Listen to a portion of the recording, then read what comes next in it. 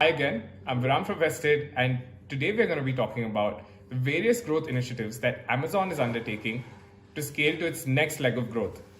As you all probably know, its core business right now is e-commerce.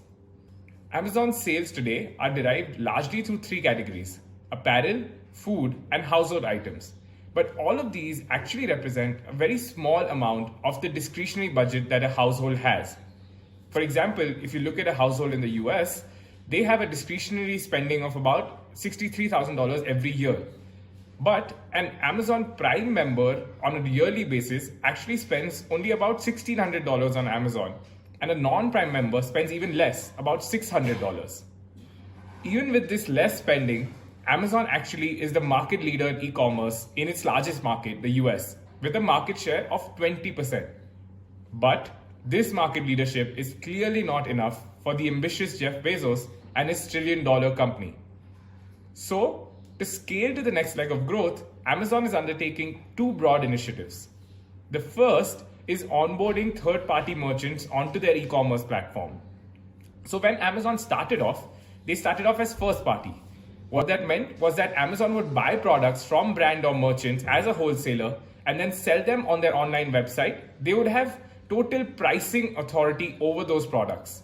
So for example, if you're going to buy like a Levi's t-shirt right now from Amazon, it's likely that Amazon has purchased a bulk of those t-shirts as a wholesaler and is selling them on its platform. But over time, what Amazon started to do was that they started to onboard third-party merchants. So basically, a third-party merchant would come on Amazon and access it as a platform to reach customers, and Amazon in turn would charge them a fee for every sale they make. So the next time you go to Amazon and on a product page, you see that it's sold by XYZ merchant, it means that you're buying something under Amazon's third-party model. Over time, this model, the third-party model, has actually kept increasing in percentage contribution. So in 2019, 60% of the sales that happened on Amazon happened through the third-party model. The second approach that Amazon is taking is expanding into difficult to penetrate fields, such as healthcare, groceries, and entertainment. So first, let's look at what they're doing in healthcare. Healthcare and insurance represent the third largest spend in any household's discretionary budget. So Amazon has divided it into three simple buckets. The first is getting access to doctors, but remotely. So here it started its telehealth platform called Amazon Care, where you can get video consultation, prescription delivery, and its chat service. Because of the limitations in video and chat consultations, Amazon has also launched its wearable called Halo, which competes with Fitbit and Apple Watch. Privacy concerns aside, Halo has this feature which allows you to measure body fat by applying a machine learning algorithm and asking you to wear tight-fitting clothes. So weird. The second initiative is getting access to medication and prescriptions. And here Amazon bought PillPack for an astounding $753 million. And lastly, Amazon allows you to pay for the above too, mostly with its insurance initiatives. Next up, let's look at groceries. So there are two methods in which one can get groceries delivered. The first is if you have an existing grocery store, you get it delivered through a third-party platform. So there's Instacart in the US, there's Swiggy in India. But this method has traditionally proved very unprofitable. It can only be profitable if you have a good number of orders per delivery run. So here's what Amazon did. It basically built on top of its existing network. So what that meant is that the existing deliveries that were delivering e-commerce goods, they added groceries to it, which made it much more economical for them to launch a grocery service. But the issue that they ran into is that they didn't have an inventory system that is capable of handling groceries, which are perishable items. And this is where the Whole Foods acquisition for Amazon comes in. They bought Whole Foods at $13.7 billion and got access to their inventory and distribution systems. Now, lastly, let's look at what Amazon is doing in the entertainment industry.